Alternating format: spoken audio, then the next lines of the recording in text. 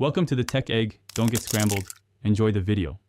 In this video, I will explain how to file quarterly income tax returns.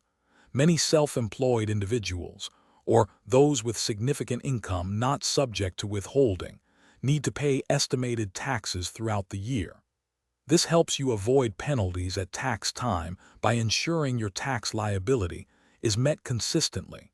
Understanding this process is crucial for proper financial planning and compliance. Generally, if you expect to owe at least $1,000 in taxes, you'll need to make estimated payments. This applies to individuals, including sole proprietors and independent contractors. Corporations also file if they anticipate owing $500 or more.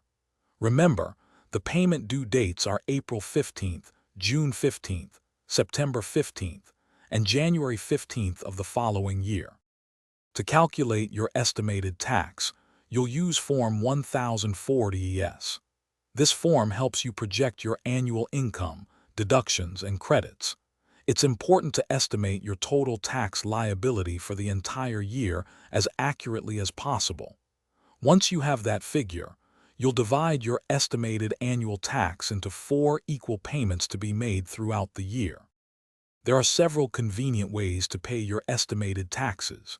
You can pay online using IRS Direct Pay or the Electronic Federal Tax Payment System, known as EFTPS. If you prefer, you can also mail a check or money order along with a payment voucher from Form 1040-ES. Additionally, payments can be made by phone or through a tax professional. Thanks for watching. Consider subscribing if I helped unscramble your problems.